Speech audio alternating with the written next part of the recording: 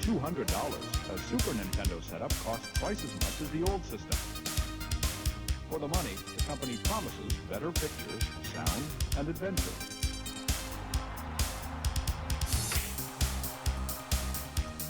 Now you're playing with power, superpower. You're the king, I tell you! The king! Only for Super NES.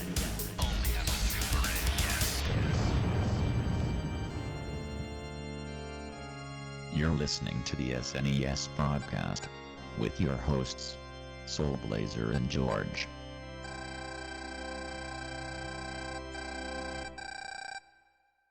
Hello everybody, welcome to the Super NES podcast, episode number 104 coming to this time. I am Greg, joined by always my other co-host, George. Beep boop, I am robot. Yes, this is a very interesting game that George picked for us here this time. Some very robot slash Pokemon slash Azure Dream elements to it. It's a... Oh, that's a nice pull. I didn't even think of that.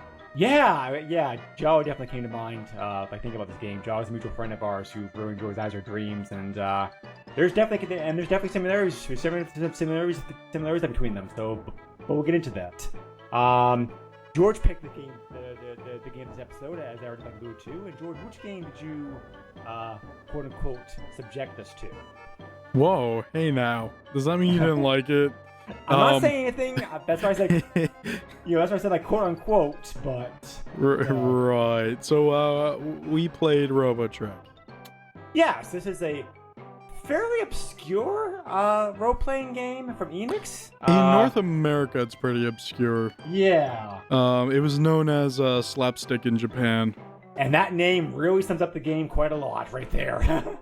Yeah, although I don't know what they were trying to do, because if you look at the cover art for the North American release, it's like some weird spaceship or something.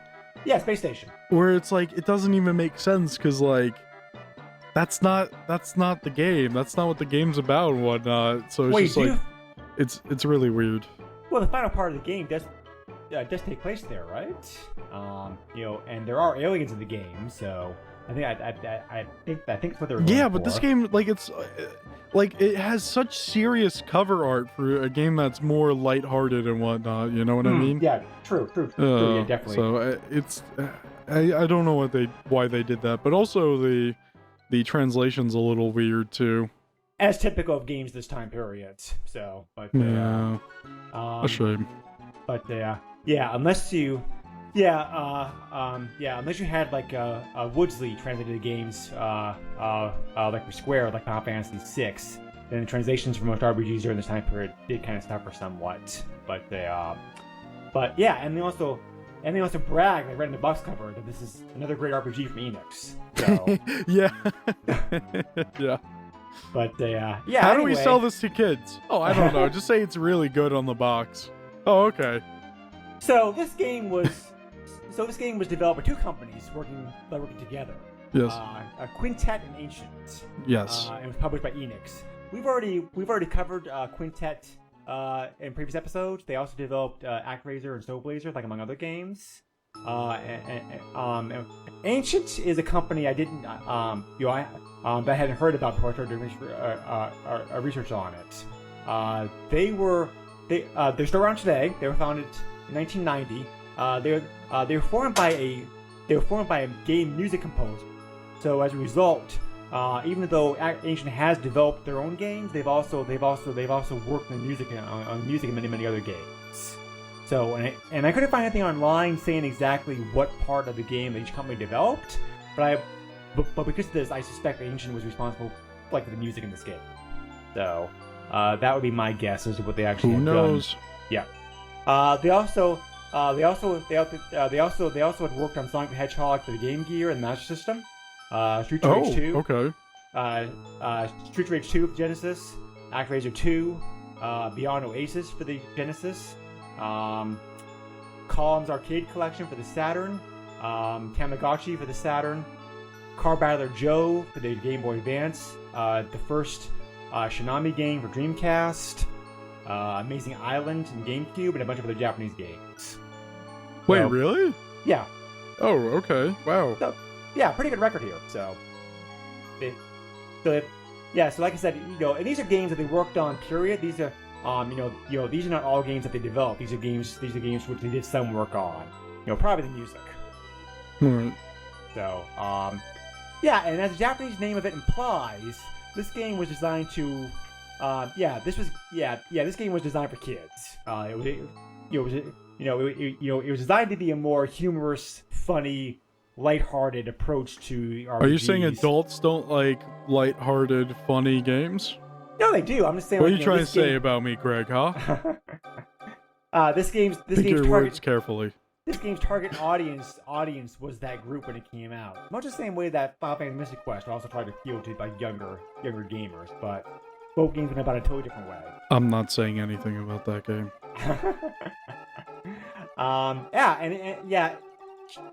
It's been compared by many people as predecessor to some of the core ideas of Pokemon, because the fact that you don't, that you yourself don't fight directly in this game, which send your minions out, in this case the robots, to do your fighting for you. And also like Pokemon, each robot's kept involved. They're not my minions, they're my sons. So and like I mentioned before, there was also other people over the years have also made versions of this game to other games such as like Dragon Quest Monsters and Azure Dreams. Okay, yeah. So, so some pretty good ideas be presented here in this game. So, came out in North America pretty fast after Japanese release. It came out in Japan July 8th, 1994, and it came out in North America just a few months later, like October 1st. So, pretty good turnaround like that time period. Cool. Cool beans. So, George, tell us about your history of this game and why you wanted to cover it. I saw it online and then I played it and I was like, okay, cool, I'm gonna put this on my draft list. And now we're covering it. I swear, if you say that's it, Greg, if you say that's it again, I swear. So you only started reaching, started playing into, like recently? Yeah. Okay, alright. Fair enough. I was just curious if you had any like actual older experience like the game, but they because last time I explained about how I found it or the reason why I wanted to cover, all I got was that's it. Do I have to roll back the tape here? So since you came this game first, why don't we change things up a little bit here? Tell us a bit about the basic gameplay in this game. Like, what are you doing? Oh boy, you're fighting with your robots. Okay, so this game is interesting. It's a turn-based RPG, but wait, there's more. What happens is when you come into an encounter with an enemy, usually the beginning, you usually see like one enemy at a time, but you'll start seeing like 2-3 enemies at a time. And what happens is it goes into this like grid type of system where you have your robot walk around. I think you can only have one robot deployed at a time, but you can have you can have a max of 3 fighting for you eventually. Right.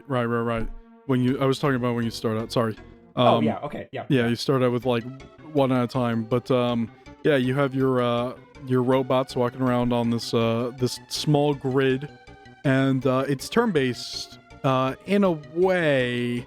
So you have different attacks that you can do, and your attacks are based off of the pieces of equipment or hardware or whatever you want to call it that you give to your robots.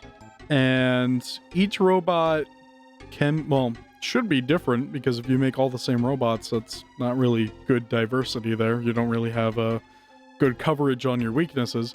But what's really nice is the whole stat system where you can put your own points into whatever you want. So like you can make this robot fast, and you can make this robot a tank, or you can make this robot like high damage and stuff like that. And you could always reassign them if you ever get to an R&D station, which is really nice. Usually when you play a game that lets you put stats into something, it's always like permanent. Like this, it lets you get a feeling for what you want to do with your robots, which is really nice. And again, if you realize that you made a mistake, you can fix it instead of having to drag yourself along until you fix that error, which could take God knows how long, maybe hours, maybe just minutes, who knows. But your robots don't level up though. You level up, and that in turn that gives you more parts in your or more points, I should say, in your R&D station that you can put into your robots to make them stronger, faster, etc., which is really nice. And on top of that, there's a system of like making new equipment, like you make like hammers or new guns or stuff like that, which is nice. But in the battles, you're not going through a menu selecting things unless you want to use like items or whatever. When you're out on the field fighting, you hit one of the face buttons, or I think it's like one of the shoulder buttons as well, and they do different things. So like one would be like, I think like one of the shoulder buttons or something is like your gun, and like the other one is like your melee weapon or something like that. So and you need to figure out, because each enemy is different. Some enemies will take more damage through projectiles and some will take more through melee, so you kind of have to have a strategy for enemies as well. Or I guess you could just grind to become super strong, who knows. But there's some of that in this game, so yeah. Also, like, the experience is measured in an interesting way. It's not measured in like experience points, it's measured in like bits, which is interesting. Yeah. So like you're like getting bits of data from enemies, I guess. I think it's actually like megs, like megs of data. Oh, megs, I'm sorry. That's right. You get megs. Oh, I'm sorry. Yeah, it's some form of data that you're getting, which is interesting.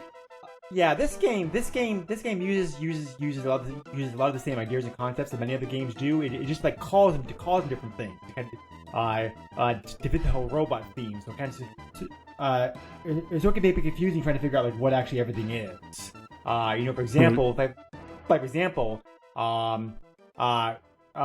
your ability points for robots are called program points, right? Which you use to be able to set the attributes like or whatnot. And you also have, and you also have the fuel tank system, like about the after the robot acts, the gauge showing up like the letters E, like E F for empty and full, and that's your time bar from the Final Fantasy games pretty much. So it's like the game uses similar ideas that you see before. It just calls them different things or rearrange them slightly. So there are some things that are done differently, but yes, there are some things that are similar to, like a Final Fantasy and whatnot. Yeah, one of the things I really do like, and one area about this game is really ahead of its time with, is being able to set those. Well, they're not macros per se, but you can't program like special attacks. Oh, right.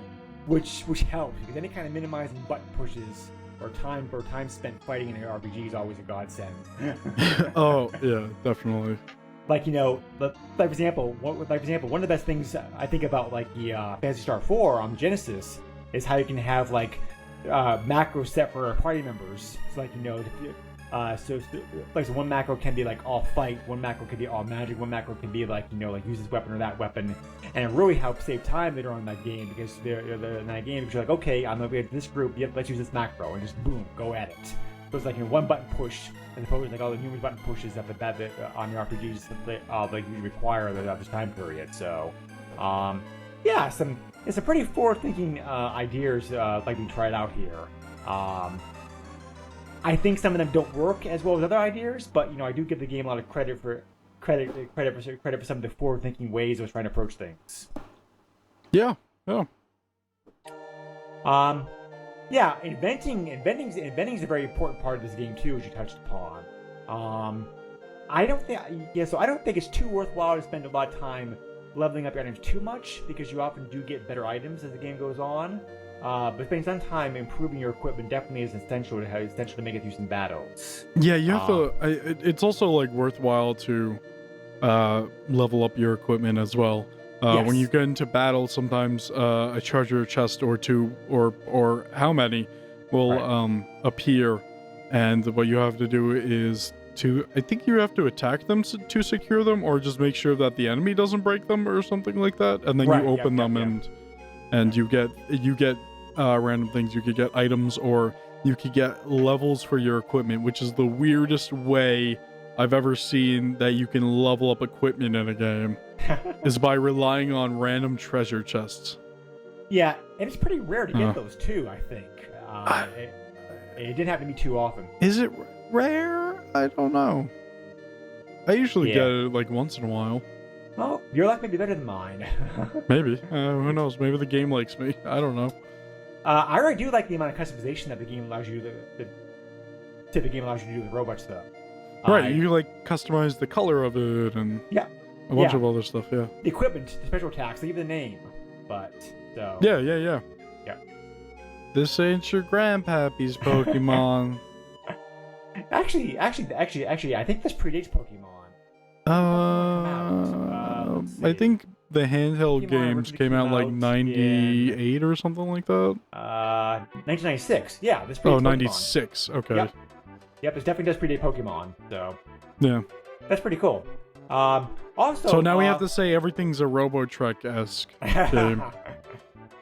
I also really like how this game gives you bonuses every now and then for like we're doing like a successful fight. For example, you can earn extra experience by defeating all the enemies like a certain time period. Like by using like certain like attacks. That's a nice feature. Yeah. So the story of this game is pretty standard RPG stuff. George, do you want to tell us like a bit about the story? I forget the story. I just like, you know what? I'm just gonna play the game. Didn't make that much of an impression on you, No, I really don't remember it for some reason.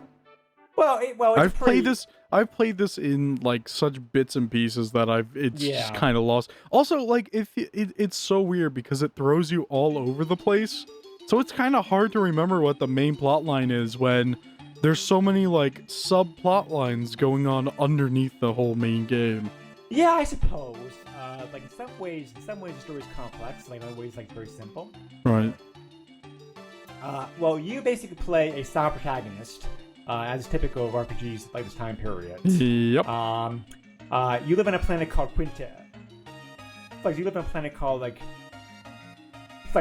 believe it's pronounced like Quintenex, which of course, nice pun there, guys. But anyway, you are the son of a famous inventor. So you're trying to make your own name for yourself with live on your own without trying to, you're trying to establish yourself without like depending upon your father's name and reputation. So you don't want that. But then the painful situation gets changed one day when a group by the group called the Hackers, headed by a guy named Blackmore, suddenly shows up, starts an uprising. So you start poking your nose into things to try to find what's going on, and things develop from there. So, you find out that the hackers are trying to obtain a mysterious stone actually. It's called the Tetron, that allow viewers to observe events, past the future, and also travel through time. Oh, that's right. Yep. So, and you also like pick up some friends. You don't have anybody else in your party with you, but you do have like major play characters who you have to talk to a lot. You and see a lot. Such as your father, or like your friend Gatsu. The names of this game are really strange. And so on and so on. So, and then eventually you find out aliens are involved, and the final stage of the game takes place.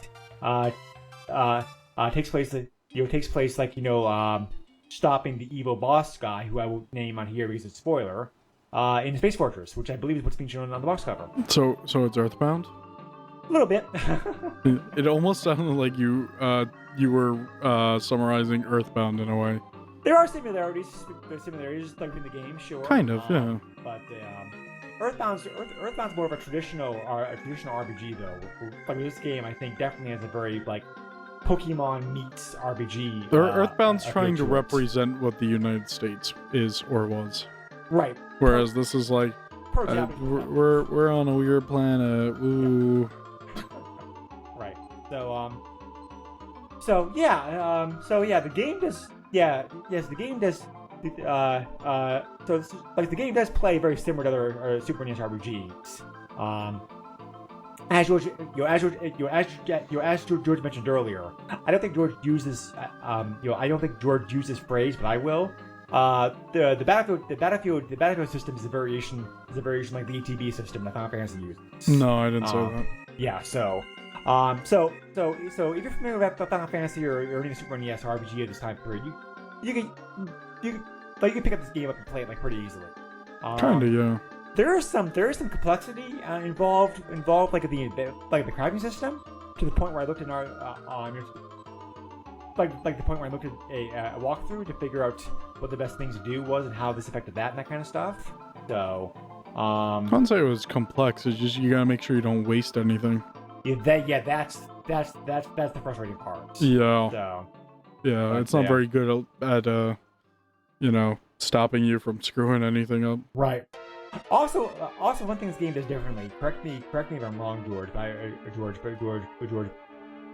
I think if I remember this correctly, there's no money given to you per se in battles. You instead earn equipment that you can use to recycle. Like make the money. I think that is right. Okay. You get money somehow. I forget now. You do get money by. I think money. You might get money randomly from like chests or something. I think that's what it is. Yeah. You can buy chests like Yeah, gold. so it's not like it's not like an after battle spoil like from enemies, because that actually doesn't make sense to get money from monsters or whatever. But like they'll drop something sometimes, and you can go sell it or whatever, or they drop items that you can use. So right. Yeah. So the gameplay. So the gameplay as mentioned does have some very different ideas to it, but a lot of the game you'll feel right at home with this game before long. If you played the Super NES RPG games, and since this game was designed for kids, it's a pretty easy game to pick up. To pick up playing and get the hang of before long. yeah, I wouldn't say it's a hard game to pick up.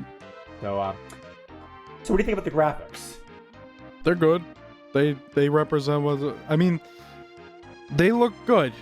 They do what they do.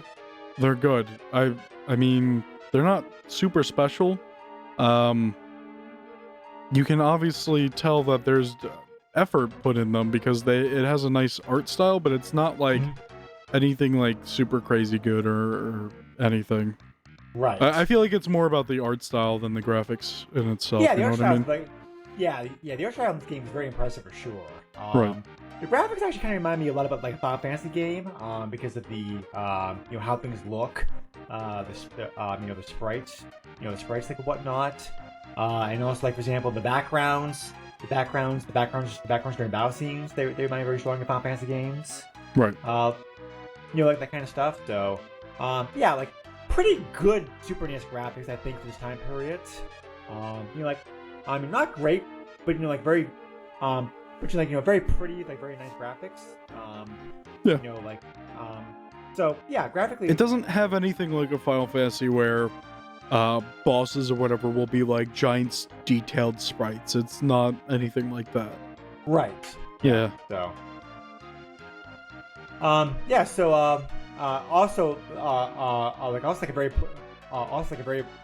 very important thing about the music. The music of these games is also a very important part of it. So how'd you like the music? Yeah, the music's great. It definitely fits the theme. It's nice and lighthearted. All the areas have very what do you call it? Appropriate. It's appropriate. Like there's a haunted mansion or a supposed haunted mansion or whatever. And it's got a nice set of music there, and everywhere you go. And when you boot the game up, it has that song that lets you know what kind of game you're kind of getting into. That's not super serious. It's Right. Yeah. Yeah. Yeah. So. No, yeah, the Japanese name for this game fits this game perfectly, I think. Oh yeah. Yeah. Which is a shame that they didn't just keep it because it would have made more sense. There was no way this game was gonna sell over here like that title, though. You say that. I would be more interested in a game. I would ask more questions about a game called Slapstick than Robotrek. Well, I mean, robots were very popular, like over here in the West, during that time period. So they wanted to capitalize on that. So I still think that's a bad choice, honestly. If the game was called Slapstick, like, wait, why is this called Well, now I gotta buy it because now I need to know why it's called Slapstick. It was like Robotrek. Oh, it's probably one of those cookie cutter robot games. You know what I mean? Oh, this is a cookie cutter game about robots or something. I don't know. Maybe a platform. Who knows? Screw it. I'm just gonna buy Slapstick. You know what I mean? Like Slapstick, like adds like an aura of like interesting, like an aura of interest where it's like, what is this? Like, why is it called Slapstick? Oh, this is interesting. That's weird. Like, whereas Robotrek just sounds like a cookie cutter robot game. You know what I mean? Right. I wouldn't want a cookie cutter robot game. I might as well just call it cookie cutter robot game. That's a long name, but Yeah. Yeah, maybe. I don't know. I honestly feel like Slapstick would be like something that'd be like, oh, this is interesting. Slapstick, huh? That's an interesting name. Like, this looks like an interesting game. Okay, cool. I don't know. Maybe it's just me. Yep. So, no, I agree. The music in the game is very good. I mean, Enix always had like good music like their games, so it's like no exception. But they, a few other like side notes and things of interest I found in this game. You definitely can tell this game is Quintet. Like I knew right away, even without knowing that Quintet was involved in making this game. I could have told you that like right away because the font style they use is the exact same font style they use for Activision and Starblaze. Right. The exact same system. So this game looks the exact same in that regard. Right. The dialogue boxes and whatnot. So yeah. I like it. So I also really love the small touch about the battle scenes, about your character standing out there in the corner, being like, okay, you guys have fun. Yeah, it's like, go fight for me, my sons. Yeah. Like, yep. So good luck. I'll be here when you win. Right. Thanks for fighting for me. The save system in this game is a little bit interesting. You can't save in the field by taking it until you pick up a special item. Once you get the item, then you can use that item to save like whenever you want to. Don't you have to like save at like R&D stations or something? Exactly. Right. So yeah, that's weird. But the game does have like 3 save spots for you. Or you could just use save states. Yes, Wait, nowadays you can do that. I'm just saying back then you played it. So yeah, I'm not a huge fan of that. I much prefer games that allow you to save like whenever that you want to. I mean, who knows? At some point, all the ROM sites are going to go down, and Nintendo's going to reign supreme. So you have to pay $500 for an SNES game you wanted to play. Well, considering how uncommon this game is, the price is not that bad. We'll get into eBay here like a little bit here, but okay. Also, did you check out the box art for this game in Japan? I did not. What is it? It's funky as all heck. You mean it's a slapstick? That was bad. That was really bad. You could say that. Have a look. You can say that. All right, so you sent me the picture. Oh my. Okay. I would buy this game. If I saw this, I would buy this game. There's a boy with a book, and he's got a backpack full of robot parts, and there's a robot, and there's a lady, and there's a guy that's a zebra, and there's a crab. I would buy this game. I'm also getting a Pokemon feel in this cover. Maybe. So Greg, why don't you read the back of this for me? I wish I could. I can read you what the US box had on it, but I mean, I could read part of it. It says for sale and use in Japan only. Business use and rental prohibited. Which is very strange. That's the only English in here. Yeah. I forgot that Japan actually banned renting of games for a while. Yeah. States. Yeah. Because Nintendo tried that. They tried suing Blockbuster back when Blockbuster started renting games. eventually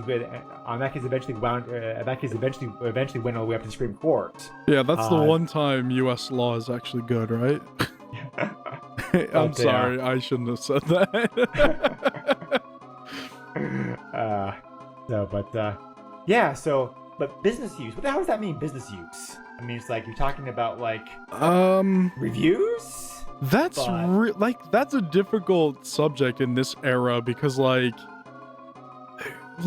I could see why you would say like business use now or whatever because like, oh, please don't stream this out, like please don't record this and put it up online or whatever. Like I could get like stuff like that because the video game industry can do that now. But like back then, like I'm not sure what they would mean by business use. That's weird. Maybe they're probably talking about like that's probably the Japanese way of saying something that was on the back of boxes for several U.S. games. Any unauthorized commercial use of this game is prohibited. You can't play this game in a public setting without our permission, that kind of stuff.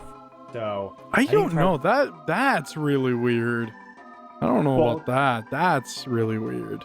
That was present on some U.S. games because I do remember like seeing that warning. Really? Yeah. Huh. So I'm guessing that's I'm guessing the Japanese equivalent of it. Maybe. I don't know. That's really weird though. Are you dying over there? Are you okay? No, sorry. I'm fine. Okay. I thought I had to do this by myself now. I was like, robots are fun. That's all I would say. So, taking an average of ratings information that are available out there, this game scores pretty well. The consensus rating of this game usually it puts it about 3.7 out of 5. As far as the that's not bad at all. But yeah, so like even 3 out of 5 is still good for a game. Yeah. Huh. EGM when the game came out gave it a 7.4 out of 10. They commented, quote, building a robot is a very cool idea, and there's several areas to explore. There's several big areas to explore and see what people talk to. I just wish there was a little harsher tone to the whole thing. So, EGM wasn't getting the fact that... Oh, EGM wanted it to be edgy. I get it. They weren't getting the fact that... they weren't getting the fact this game was... they weren't getting the fact that this game was meant for kids. So, but, and there are other, and there were other people who said the same thing about it. GamePro also covered the game back when it came out, and they also said that they also praised the game's graphics and music, in the areas, but they also criticized the combat system, and they also criticized the trial and error nature of of creating stuff, which I can agree with. Things are very trial and error-y. Oh, I thought you were gonna say the trial and error style of like trying to figure out what you had to do in the game. Well, that's typical for any RPG of this time period. I feel like this game feels different though. Like this game doesn't. I don't want to say explain things because other games of this era didn't really explain things either. But like, I feel like this game is a little difficult to figure out what you need to do compared to like other RPGs of this era. Am I the only one? Because there was stuff like, oh, I got this drill. Okay, let's start using it. You can't use this drill. Wait, why can't I use the drill? You can't use this drill. Why can't I use the drill? I need to use the... You can't use this drill. What am I supposed to do with this drill then?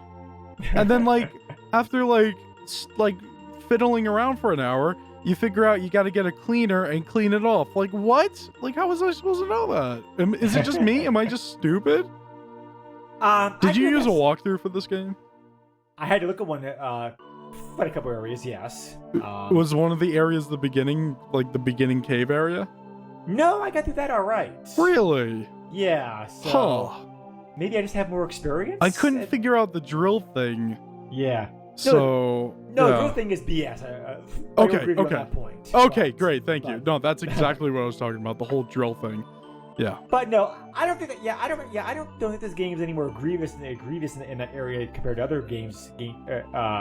Against ilk. I mean, Final Fantasy 4 and 6 are definitely more linear than this game is. But also, I think to use the example for another Enix game, Seven Saga was a lot harder to figure out where to go, what to do in that Oh, game. jeez. And Paladin's Quest also. Have you ever played Paladin's Quest? I have not. That's also a very obscure Super NES RPG game. But I know about it, and I do want to play it at some point. Yeah, that game's also... I just keep starting too many games, though, man. Oh yeah, same problem. Yeah. So GamePro also said... also said Robotrek unsuccessfully attempted to push the envelopes of the genre. Which I can see, because I said before, this game. I guess it does play differently. It really does. Yeah, it does. This game tried a bunch of ideas and changes. And some of it worked, some of it worked, some of it didn't. Right. I mean, sometimes there's no shame in being a trendsetter. I mean, there's nothing wrong with being different. Right. The vast majority of inventions out there, for example, are not inventing new things. They're just improving upon older items. Right. So it's like this game did try to kind of turn the format on its head a little bit, tried some different ideas, and not all of them worked. But what they did definitely was improved upon by later games, such as Pokemon, such as Azure Dreams, etc., etc. So I give this game a lot of credit for being front running in that sense. So I can't understand where GamePro is coming from, in saying that, because it's like this game is fine as is, but I kind of felt that it missed the mark a little bit in some of the areas. The overall execution and feel of this game as a result of all that to me kind of felt a bit clunky. This game was not as smooth as most RPGs of this game, I think. A little bit clunky, a little bit complex, or hard to figure out things that it should be, I think. But not a bad game in that sense. So did you beat the game, or you still playing through it? No. Yeah. Still trying to play through it. Yeah, 30 hours appears to be the average playthrough time of this game.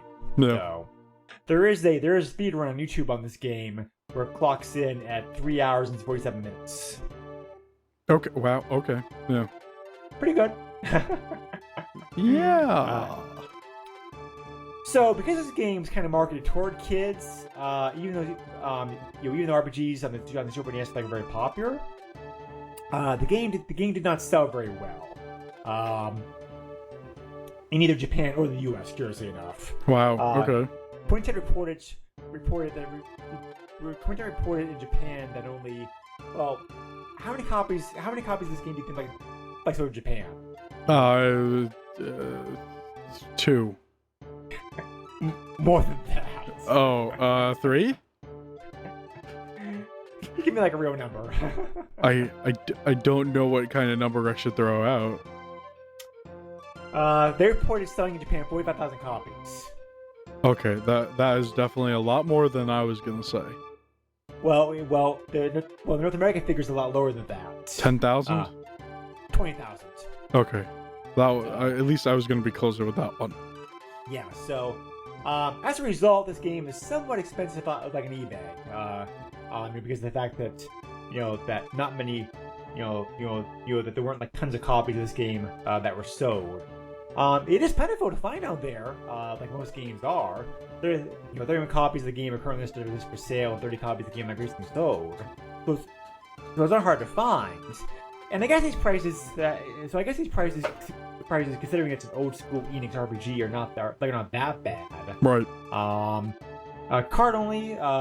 These prices include shipping. Card only. The game is sold anywhere from $32 to $74. Jeez. CIB $82 to $142. Jeez. So pricey but not crazy, I think. Based on that low print run, 20,000 copies, you'd expect the price to be much higher. But I guess there's not much demand out there for it. Right. So, $32, yeah, maybe it's worth it. But this game never got re-released on any other format or way to play it. So we either have to emulate it or point down for a physical copy of the game that way. So. Right. Could not find any bugs in this game. Could not find any kind of a Well, there's a lot of bugs in the first area, Greg. You just have to find them and squash them. Oh, well, yeah, of course. Different kind of bug I'm talking about here. I probably should like programming bug. No, I know there were no, could not find any cheat codes, that kind of stuff for this game. So, looks good. So in that sense, at least, the game's like pretty well, pretty well put together. Cheat code: use save states. Save states do help. Also, walkthroughs telling you like how to make the best items. I shouldn't like wasting stuff. Right. I can offer some other hints, like hints for this game, and this is taken from another. So we'll admit this is taken from an FAQ. You already mentioned the fact that you already mentioned, George, how important it is to diversify your robots. That's critical. Yeah. Try to get behind bosses, bosses to attack them. Yeah, they don't always make that open though. That's right. Yeah. Somewhat difficult. Yeah. Conversely, try not to leave your own back open. Oh yeah. Always keep cures, repairs, and cleans on hand. Keep your weapons around because you never know when you might need them. They can be used for like combinations later on in that game, that kind of stuff. Okay. We already mentioned the faster you win a fight, the more experience you gain. Yeah. Always check towns frequently to see see if you can like make new items or make new weapons. So like and of course, leave your transceiver equipped as much as possible. And most importantly, make sure you're having fun. Yeah, I didn't bother with the transceiver. Save states were much easier to use. Oh, I thought you were gonna say I didn't bother with having fun. Oh. So my thoughts on this game, I kind of already hinted at a little bit. I think this game is good, not great. I kind of think if I come across this game when it was new, as a teenager, I'm sure I would enjoy this game a lot more because, like I said, this game is aimed toward kids, and I think that even kids nowadays probably could like enjoy this game a lot because robots are still popular. I mean, robots never like went out of style. So I'm trying to figure out if I know more about kids or you know more about kids. And I cannot come up with an answer. Probably you. Maybe.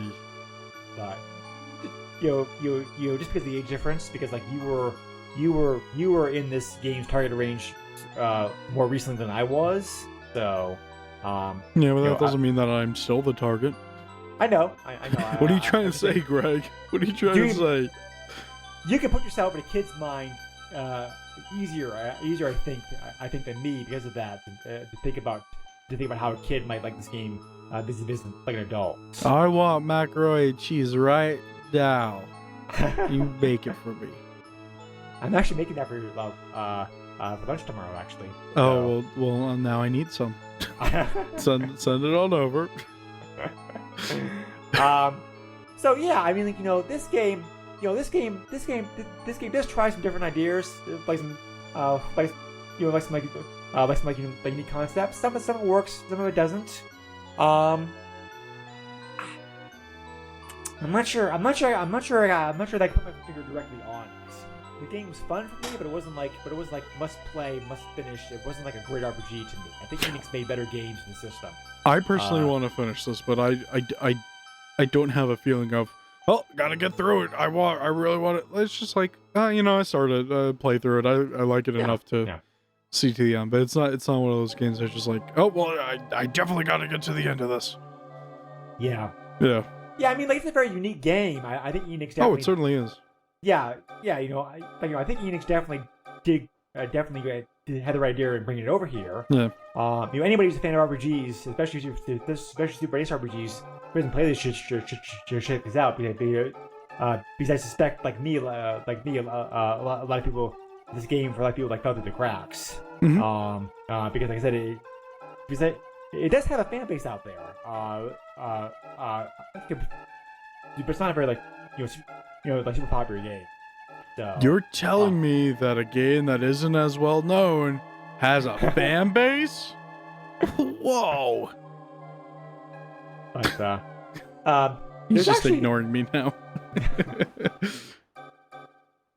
there's actually a video on YouTube that you can check out where reviewers are actually asking the question if this game is like playing today. So I'm curious to see what he says about it. He's like pretty like it's a short like 4-minute review or 4-minute video. But, Something like that. Yeah.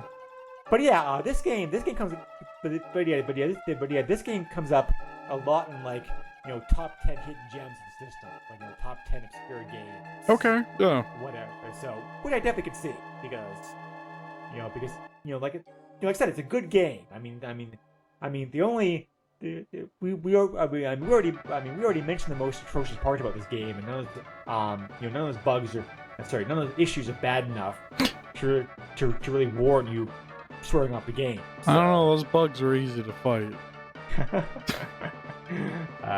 Yes, they are. So, yeah. But yeah, interesting game. I played this game briefly several years ago. We're just trying out some various games. I hadn't really played. I didn't think much of it based on my quick half an hour of gameplay with it back then. So now I think this game like a bit higher. I don't know if I'm going to go back and finish it. But it's a pretty decent game, and I definitely can understand why it's on this like a top 10 obscure game list. Right. So that's my final thoughts on the game. Do you have anything else to say about the game, George? I like robots. We all like robots. Robots are cool. They're gonna enslave us one day. Probably. So yeah, Robotrek. If you're a fan of like obscure games, if you're a fan of RPGs, check it out.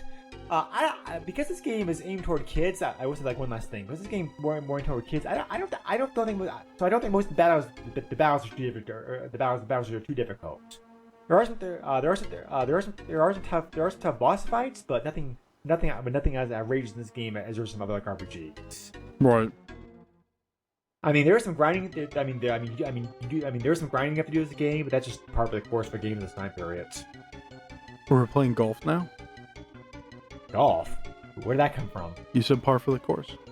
Yes. Golf. It's a common phrase. Never mind, Craig. Never mind. That's probably like where that phrase came from, actually, but who knows? Anyway. I mean, that was the joke, but yes. Yes, that was the joke. Yes. What a real slapstick. Yes, haha, very funny. So yeah, okay. Is this game worth? Is this game worth $30? Yes. Maybe. Yes. Okay. George says yes. So. All right. Whatever he says goes. All right. It's worth 30. It's too bad this game is not it's not been like re-released by any point in the virtual console like or whatnot, because I think this game probably would get more attention. And it's a shame they'll never do the virtual console ever again. Probably not. So yeah. Nintendo has that screw you money. Yeah, I suppose that's true. I mean, Square Enix does revisit their catalog every now and then, so I'm not saying it's beyond the realm of possibility. I like that, but also I heard that the whatchamacallit remake or whatever that they recently put out wasn't super great or whatever. The Secret of Mana. Oh yeah, I hadn't heard it. Yeah, I hadn't heard anything about that. I'll have to check that out. Yeah, I heard a lot of people didn't really like it or whatever. I don't know. Yeah. Well, remakes are tricky to do because, do you just want to just update the graphics, music, and be with it, or do you want to actually expand and enhance the gameplay, the gameplay also? I mean, it's a difficult question. So, some people, some companies are architect to just put a new coat of paint on it, call it a day. You know, to other companies, like you already want like change the game like quite a lot. So another remake that came out recently, the Spyro the Dragon series, a trilogy. They went more with the latter approach, really like change things up quite a bit. Yeah. So, but anyway, They put out Final Fantasy X and 10-2. yep. Oh, actually, that was wasn't that like 2011 or something like that? Actually. Yes. Holy crap. And those games, yeah. In those games, Square Enix lean more toward the just update the graphics. Yeah, basically, approach with it. they brought over the international stuff to Yeah. North America is what they Which did. is good. That's cool. Yeah, which we never had to play the international version. You had to download the ISO of it and go through a little bit of Japanese until you could play it in English. They did the same thing. Did the same thing like the Kingdom Hearts games too. Like more. Recent, Oh yeah, like, there was there was the remix or whatever that they did. Yeah. And they never released that over here, and and now that's why those cutscenes that were included remix are not voiced, because they didn't have the voice actors to do that. That's what I hated. Yeah, no way in heck we'd be able to bring that cast back together again. I mean, just get your equalizer out and Yeah, look, he sounds the same. It's about the same. Just use the equalizer. Yeah. So. Yeah, that's a shame. Yeah, I mean, like, I played a lot of Enix games back when I was a kid, and just this game slipped through the cracks for me, like for whatever reason. So, don't know why. Probably just like too many games to play, but even like back then. But, maybe. Who knows? I mean, like, because I did play. I have an affection for EVO, which I also enjoyed quite a lot as a kid. But even though the game has some serious flaws with it. Have you played that one? No, I haven't. Yeah, that's been on my list for a bit that I, for some reason, haven't played yet. We will get to that game eventually because I do want to cover it. Well, there you go. Then I'll play it at some point. But the game I'm picking for next episode is a different game. Oh no. That's a game. I'm also curious to check out because I've heard some good things about it, and I've never actually played it. So, it's very interested to dig my hands into it and see how it is. Do I have to watch the movies? It would help. Okay, well, I have them. Let me go watch them. All right, bye, Greg. You're probably the only person I know of actually who's not seen the trilogy. So, so we're gonna be playing Star Wars games. We've already covered those games. but I mean, we've been talking so long about this that we haven't even said what game it is. Well, we're thinking with like LucasArts, so you are right in that area. So sure. And Harrison Ford wasn't like both franchises. So the listeners out there can probably guess what we were talking about because we dropped enough clues. Citizen Kane. We're talking about the Indiana Jones movie, so we're gonna be looking at we're gonna be looking at the Indiana Jones trilogy Super NES game. Should we make this a movie review as well? Now I'm just putting too much. Now I'm just putting too much on your plate here. You have to talk about the movie some covering the game because the game does a pretty good job, I think, of actually following the plot of the movie. All right, I have these movies on VHS, so yeah. Ooh, old school. Yeah, I picked them up at a thrift store like a few months ago or whatever, something like that. Maybe longer, but yeah, sometime this year I did. Yeah, so George is not gonna be happy with this because it's a platformer, but I have played the game. Well, I've not played the game yet. I have seen it. I have watched it though on YouTube to try to determine if I really wanted to stick some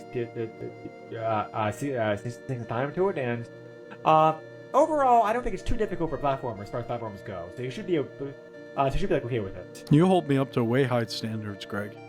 I do. That's not good. I'm not gonna be able to finish level 1, and you'll be like, "What happened?"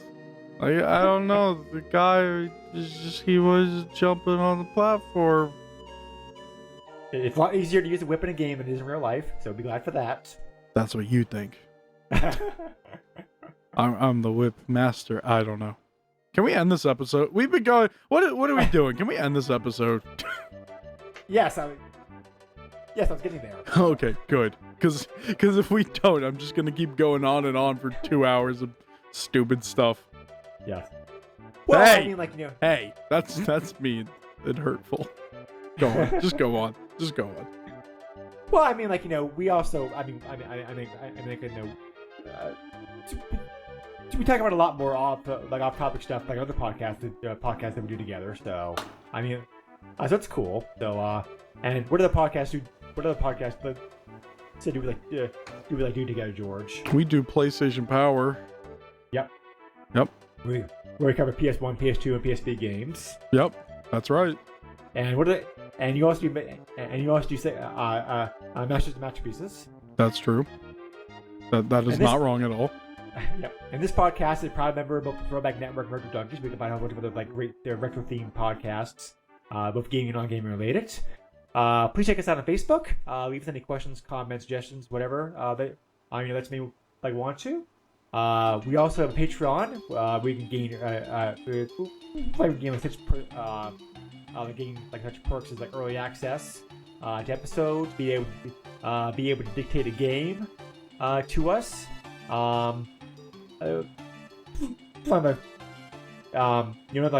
Cool stuff like that. I like cool stuff. Yep. So if you have any questions, comments, or game sessions, whatever, you can leave us a comment on Facebook, or you can also, send me an email directly if you want to at the SNES podcast at yahoo.com. George, do you have anything else here that you want to mention as far as end stuff? Not really. I like video games. Is that good enough to mention? We probably should mention that we're very thankful to both Chad and also Richard, who are backing us on Patreon, and if you want to be cool like that. Hey, there you go. That's exactly what I wanted you to bring up. The Patreon can be found at www.patreon.com/SNES podcast. Or as those $1 a month can get you a shout out, like those, like we just did, like we just did for those two guys. So, anyway, I think on that note, we can end this. So, robots, yes, use them. So use them to your fighting and just sit in the back row and watch the results. It's cool. I can't think of anything funny to say. Goodbye, everybody. Thanks for listening as always. I'll catch you again next time. Beep, beep, boop, bop. Nintendo controls 80% of the video market. But no matter how you play the game, or which game you play, things definitely have come a long way since Pac-Man. Now you're playing with power.